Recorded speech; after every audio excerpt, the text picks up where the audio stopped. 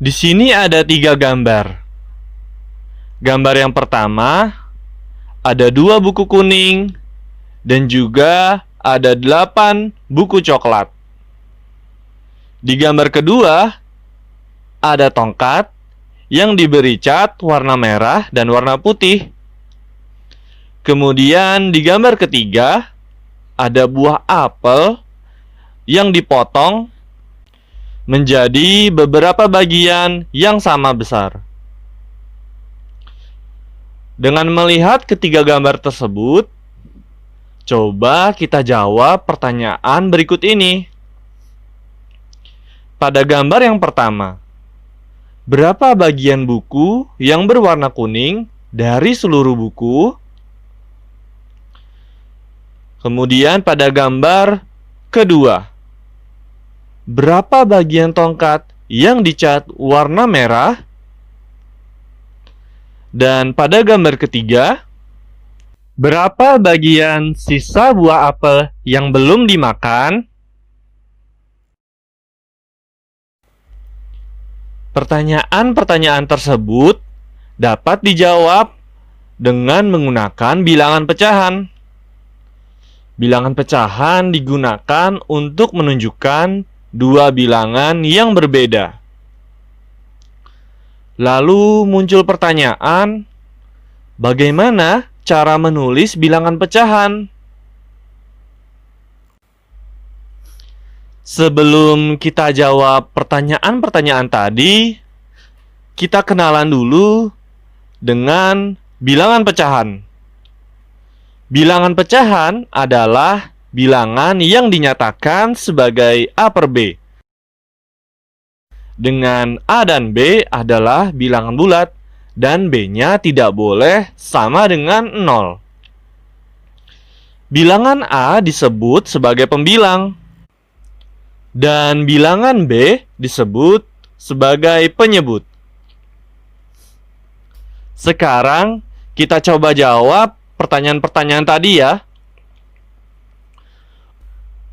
Untuk pertanyaan pada gambar pertama, pengamatan pada buku. Terdapat 10 buku dengan warna yang berbeda. 2 buku berwarna kuning dan 8 buku berwarna coklat. Sedangkan total buku seluruhnya yaitu 10 buku. Pecahan untuk menyatakan bagian dari buku kuning dari seluruh buku adalah 2 dari 10 bagian. Maka pernyataan pecahan tersebut dapat ditulis 2 per 10. Lalu untuk pertanyaan pada gambar kedua, pengamatan pada tongkat. Warna cat pada tongkat ada 2 warna yang berbeda dengan bagian yang sama besar. Bagian pertama berwarna merah, sedangkan bagian kedua berwarna putih. Pecahan yang menyatakan bagian tongkat yang berwarna merah adalah 1 dari 2 bagian. Maka pernyataan pecahan tersebut dapat ditulis 1 per 2. Dan pertanyaan pada gambar ketiga, pengamatan pada buah apel. Sebuah apel dipotong menjadi 4 bagian yang sama besar. Jika 1 bagian buah sudah dimakan, maka tersisa 3 bagian. Pecahan untuk menyatakan sisa buah apel yang belum dimakan adalah 3 dari 4 bagian sama besar. Pernyataan pecahan tersebut dapat ditulis 3 per 4. Dan ada yang menarik dari ketiga pengamatan pada buku, tongkat, dan buah apel tadi. Pada pengamatan buku, pecahan diartikan sebagai bagian dari keseluruhan. Namun, pada pengamatan tongkat dan buah apel, pecahan diartikan sebagai bagian dari unit. Oke, dan sekarang kita akan melihat contoh berikutnya. Nyatakan bagian yang diarsir pada gambar berikut ke dalam bentuk pecahan. Gambar yang A seperti ini, dan gambar yang B seperti ini. Untuk gambar yang A, bentuk pecahan pada gambar tersebut adalah 4/6, yaitu 4 dari jumlah kotak yang diarsir dan 6 dari jumlah kotak seluruhnya. Dan pada gambar yang B, bentuk pecahan pada gambar tersebut adalah 3/8. 3 dari jumlah kotak yang diarsir dan 8 dari jumlah kotak seluruhnya. Sekarang kita coba contoh soal berikutnya. Perintahnya, sebutkan pembilang dan penyebut dari pecahan di bawah ini. Yang A, pecahannya 3/8. Yang B, 1/4. Dan C, 5/6. Oke, kita ke pecahan yang A dulu. 3/8, maka pembilangnya adalah 3 dan penyebutnya adalah 8. Untuk yang B, 1/4, maka pembilangnya adalah 1 dan penyebutnya adalah 4.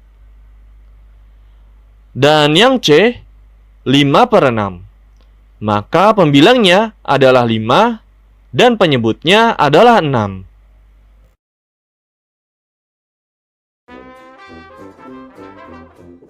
Itu ada 4 ini ya, pecahan biasa, pecahan campuran, pecahan desimal, dan persen. Nah, langsung saja yang pertama itu ada pecahan biasa. Nah, apa itu pecahan biasa? Pecahan biasa adalah bilangan pecahan yang hanya terdiri dari pembilang dan penyebut. Nah, misalkan contoh 2/4, dan 3/6, kemudian 5/7, kemudian 9/4, 11/3, dan seterusnya. Nah, perhatikan 2/4. Nah, ingat, 2 itu sebagai pembilang dan 4 itu sebagai penyebut. Nah, atau yang atas itu sebagai pembilang, kemudian yang bawah itu sebagai penyebut. Nah, jelas ya sampai sini ya. Nah, selanjutnya yang kedua ada pecahan campuran. Nah, pecahan campuran adalah bilangan pecahan yang terdiri atas bagian bilangan bulat dan bagian pecahan biasa. Nah, biasanya pecahan campuran itu diperoleh dari pecahan biasa yang pembilangnya lebih besar daripada penyebutnya.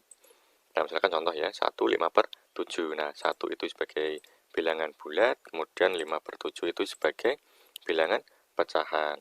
Contoh yang lain misalkan 2 3/5. Ini kan terdiri dari dua bilangan ya. Nah, 1 itu sebagai bilangan bulat, atau 2 itu sebagai bilangan bulat, dan 3/5 itu sebagai pecahannya. Nah, kemudian yang ketiga ada pecahan desimal. Nah, pecahan desimal adalah pecahan yang diperoleh dari hasil pembagian suatu bilangan dengan bilangan 10 dan pangkatnya. Nah, untuk menulis pecahan desimal kita selalu menggunakan tanda koma ya. Ingat, selalu ditandai dengan tanda koma. Nah, misalkan contohnya 214,124. Nah, sebelumnya kan kita sudah mengetahui untuk posisi bilangan ini ya. 2 itu sebagai ratusan, 1 itu sebagai puluhan, dan 4 itu sebagai satuan. Nah, sebelum kita mengenal pecahan, satuan ini merupakan nilai terkecil. Nah, setelah kita belajar pecahan, ternyata ada yang lebih kecil dari satuan, yaitu per 10, yaitu pecahan. Nah, dari mana dapat semua ini? Atau dari mana dapat 10 dapat 1 dan dapat per 10? Yaitu dibagi 10 ya. Satu bilangan dengan pembagian bilangan 10. Nah, 10 bagi 10 bagi 10 lagi bagi 10 lagi, sehingga mendapatkan bentuk pecahan. Kemudian sini 1/100, kemudian 1/1000, dan seterusnya. Nah, misalkan ada contoh 0,5, ini pecahan desimal, misalkan ya, akan diubah menjadi bentuk pecahan biasa. Nah, ingat 0 itu sebagai bilangan bulat dan 5 itu sebagai penyebut. Nah, ingat penyebut di sini bukan berarti 5 ditulis di bawah 5 seperti itu, tapi 5 itu menunjukkan posisi penyebutnya, ya. Kalau di belakang koma itu satu angka, berarti per 10. Jika di belakang koma itu ada 2 angka, berarti per 100, dan 3 angka per 1000, dan seterusnya. Berarti jika 0,5 ini ditulis dalam bentuk diubah dalam bentuk pecahan biasa, akan menjadi 5 per 10. 5-nya itu penyebut, artinya per 10 karena di belakang koma satu angka. Kemudian 5-nya ini dari mana? Dari sini tinggal dipindahkan. Untuk pecahan desimal, jika ada angka di sini semuanya ya, semua yang akan di sini akan ditulis menjadi pembilang. Nah, misalkan di sini 1 ya, ini 1, berarti sini ya 1, 15 per 10. Nah, seperti itu.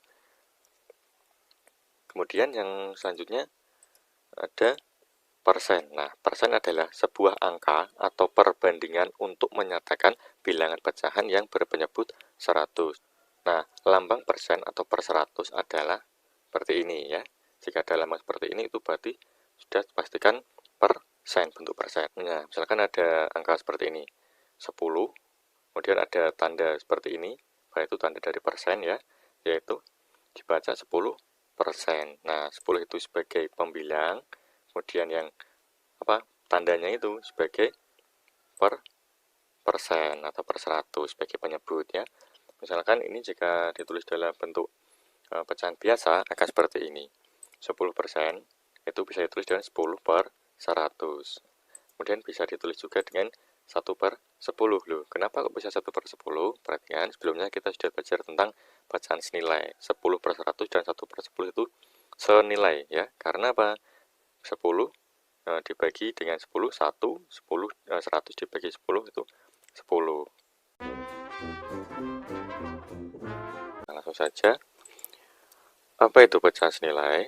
Nah, pecahan senilai adalah bilangan pecahan yang apabila angka pembilang dan penyebutnya diganti dengan dikali atau dibagi angka yang sama, maka nilai pecahan tersebut tidak akan berubah. Nah, atau juga bisa disebut pecahan yang bernilai sama. Nah, misalkan kita punya suatu persegi panjang. Yang persegi panjang ini dibagi menjadi dua ya, yang satu diarsir, yang satu tidak. Nah, ini kan kalau ditulis dalam pecahan, ini kan menjadi 1 per 2. Satu yang diarsir dari 2 bagian. Nah, kemudian jika dibagi menjadi 2 lagi. Nah, berapa yang diarsir? Ya, 2 bagian dari 4 bagian. Berarti kalau ditulis dalam bentuk pecahan, 2 per 4. Nah, misalkan dari persegi yang sama ini, kita bagi menjadi 3.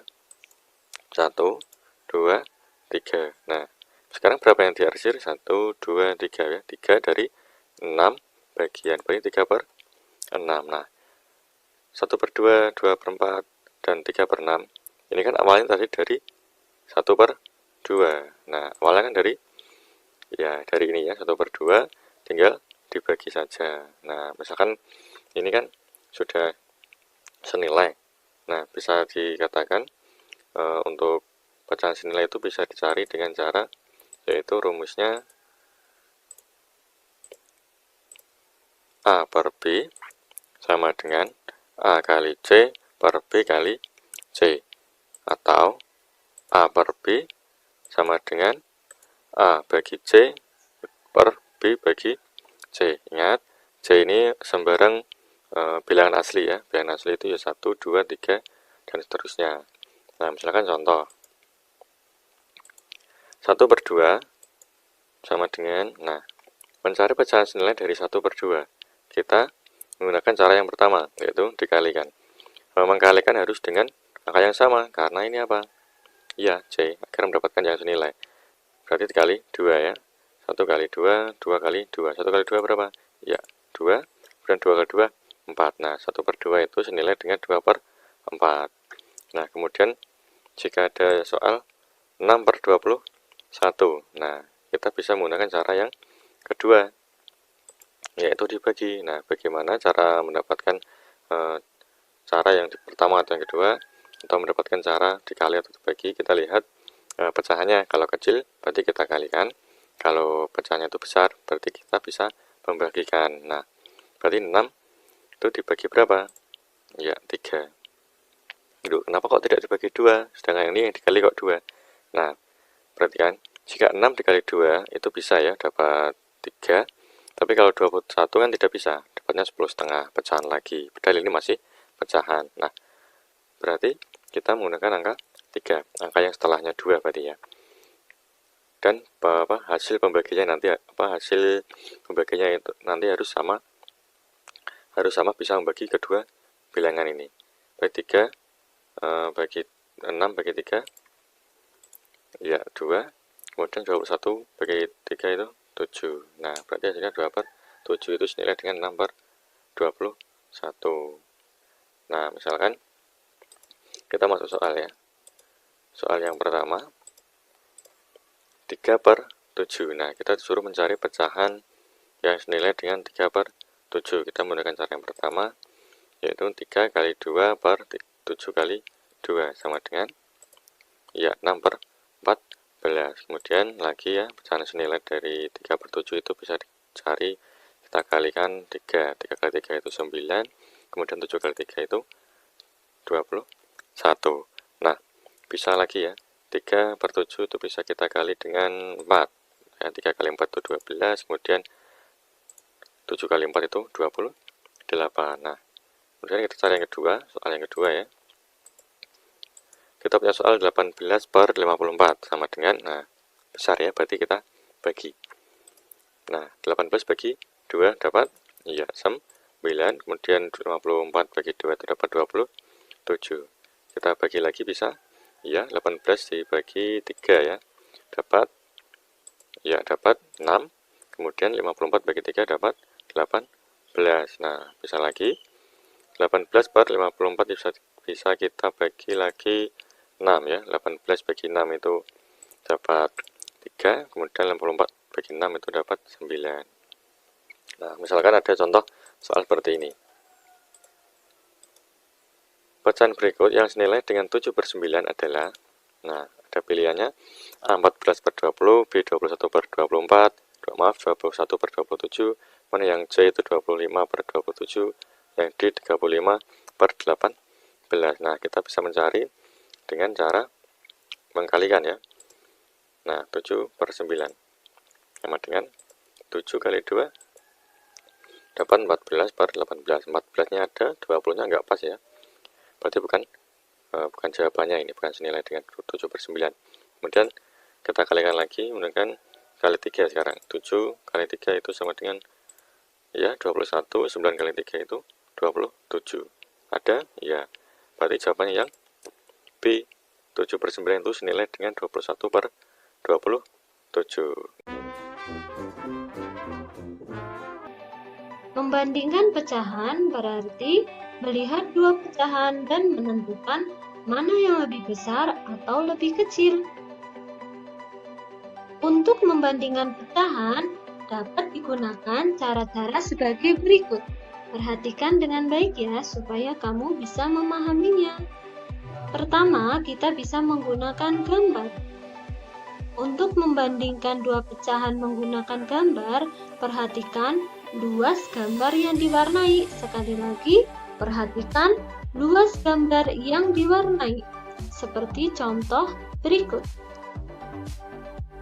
2/4, kamu bisa melihat gambarnya. 2/4 lebih kecil dari 3/4, lebih kecil dari 3/4. Selanjutnya 1/2 lebih besar dari 1/3. Perhatikan gambarnya lagi ya. Luasan yang diarsir warna hijau 1/2 itu lebih luas atau lebih besar ya dibandingkan 1/3.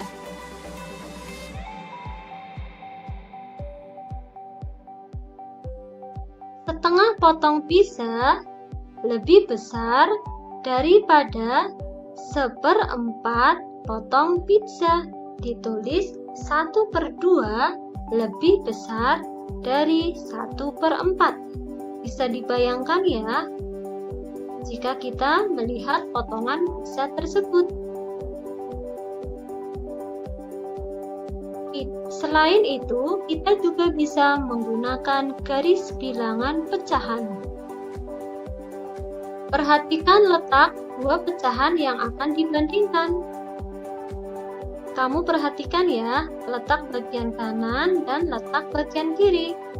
Pecahan yang terletak di sebelah kiri nilainya lebih kecil dari pecahan yang terletak di sebelah kanannya. Seperti contoh berikut.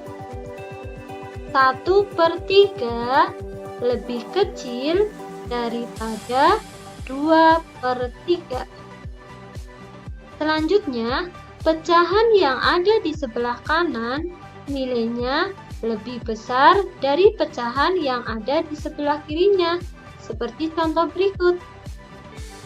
4/5 lebih besar dibanding 1/5.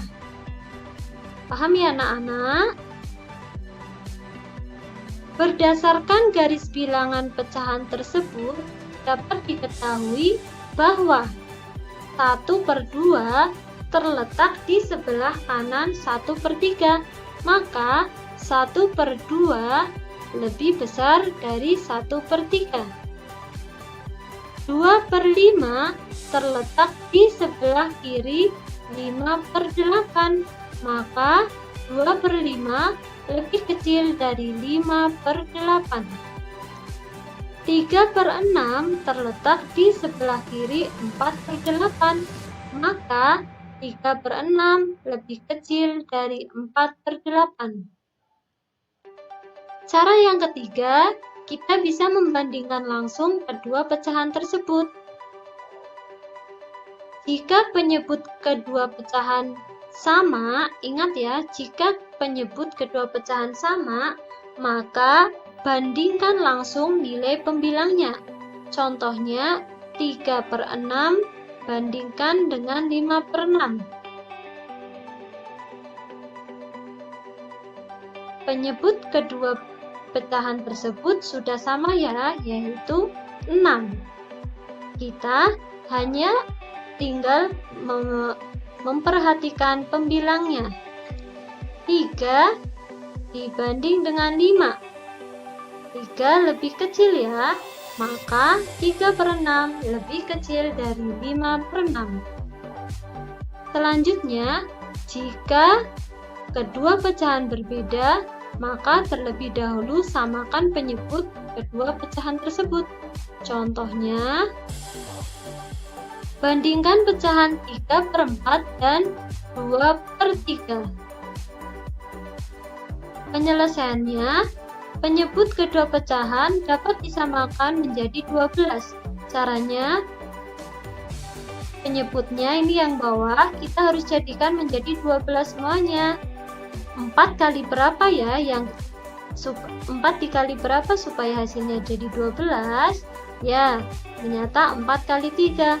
Maka bagian atas juga dikalikan 3. 3 kali 3, 9. 4 kali 3 sama dengan 12. Dan 2/3 dikali berapa ya supaya hasilnya jadi 12? Maka dikali 4. Maka sehingga bagian atas juga dikali 4. 2 kali 4 sama dengan 8. 3 dikali 4 sama dengan 12. Karena 9/12 lebih besar dari 8/12, maka 3/4 lebih besar. Masih ingat dengan konsep ini? Ya, 1 kita sebut sebagai pembilang. 2 kita sebut sebagai penyebut.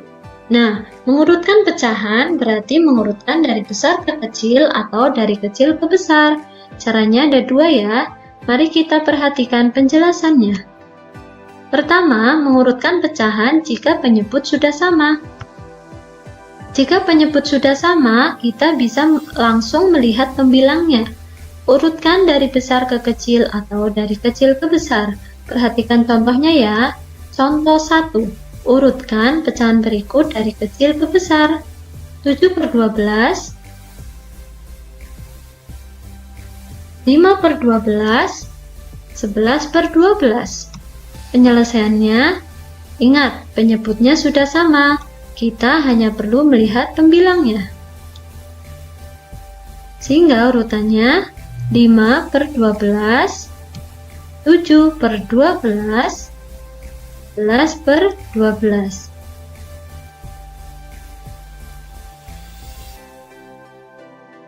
Contoh 2. Urutkan pecahan dari besar ke kecil. 3 per 6, 1 per 6, 4 per 6. Penyelesaiannya, ingat penyebutnya sudah sama ya, yaitu 6. Kita hanya perlu memperhatikan pembilangnya. Urutan dari besar ke kecil dimulai dari 4, lanjut 3, lanjut 1, sehingga bisa kita tulis 4 per 6, 3 per 6, dan 1 per 6. Nah, jika penyebut belum sama, kita harus menyamakan penyebutnya. Perhatikan contohnya ya. Contoh 1. Urutkan pecahan berikut dari yang terbesar. 1 per 2, 5 per 8, dan 3 per 4. Kita lihat penyebutnya belum sama ya, ada angka 2, 8, dan 4. Kita ambil penyebut terbesar yaitu 8 supaya kita mudah menyamakannya. 1 per 2, kita ubah penyebutnya menjadi 8, sehingga kita perlu mengalihkannya dengan 4. 1 kali 4, 4. 2 kali 4 sama dengan 8, sehingga 1 per 2 berubah menjadi 4 per 8. 5 per 8 tidak perlu dirubah ya, karena penyebutnya sudah sama. Selanjutnya, 3 per 4 kita kalikan 2, sehingga 3 kali 2 sama dengan 6. 4 kali 2 sama dengan 8, sehingga berubah menjadi 6 per 8. Jadi urutan pecahannya adalah 6 per 8, 5 per 8, dan 4 per 8. Contoh selanjutnya yaitu urutkan pecahan berikut dari yang terkecil. Tadi sudah terbesar ya, sekarang yang terkecil. Perhatikan contohnya. 3 per 4, 5 per 6, 6 per 12. Perhatikan bahwa penyebutnya belum sama ya, ada angka 4, 6, dan 12. Maka kita perlu menyamakan. Kita ambil penyebut terbesar yaitu 12 supaya kita mudah menyamakannya. 3 per 4. Kita ubah penyebutnya menjadi 12, maka kita perlu mengalihkan dengan 3. 3 kali 3 sama dengan 9. 4 kali 3 sama dengan 12. Selanjutnya, angka 6 per 12. Kita tidak perlu merubahnya karena penyebutnya sudah sama yaitu 12. Selanjutnya, angka 5 per 6. Kita kalikan dengan 2 supaya penyebutnya menjadi 12, sehingga 5 per 2 sama dengan 10, 6 per 2 sama dengan 12. Jadi urutan pecahannya adalah 6 per 12, 9 per 12, dan terakhir 10 per 12.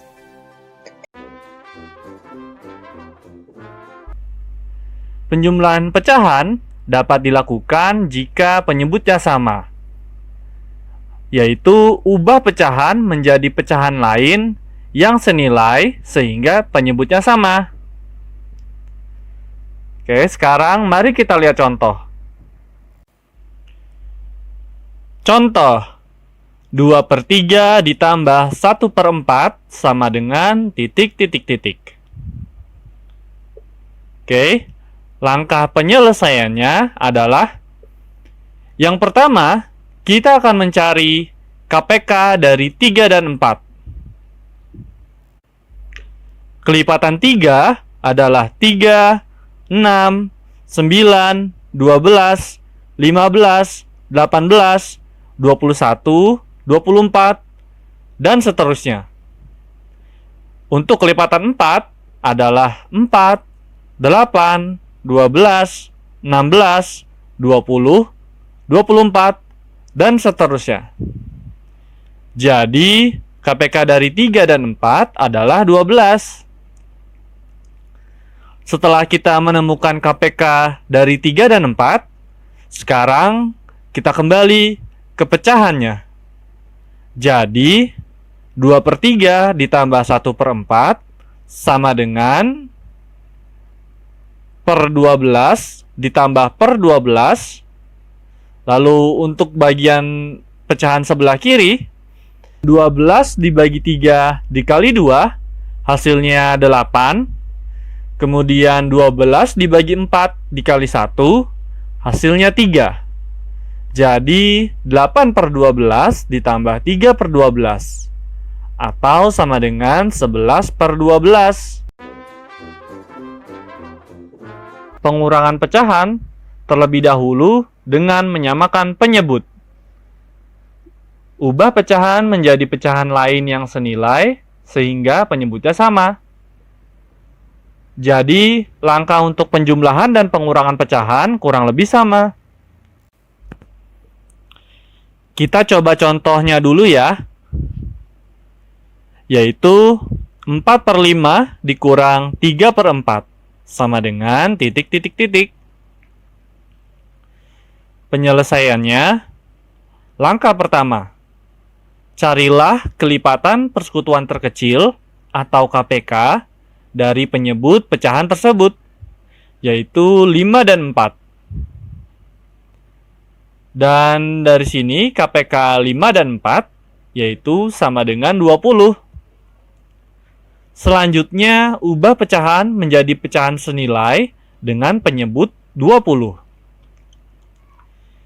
Yaitu 4/5 dikurang 3/4 sama dengan per 20 dikurang per 20.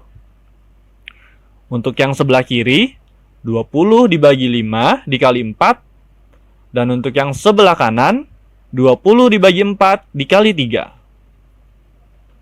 20 dibagi 5 dikali 4, hasilnya sama dengan 16. Dan 20 dibagi 4 dikali 3, hasilnya sama dengan 15. Lalu, 16/20 dikurang 15/20 sama dengan 1/20. Jadi, 4/5 dikurang 3/4 sama dengan 1/20.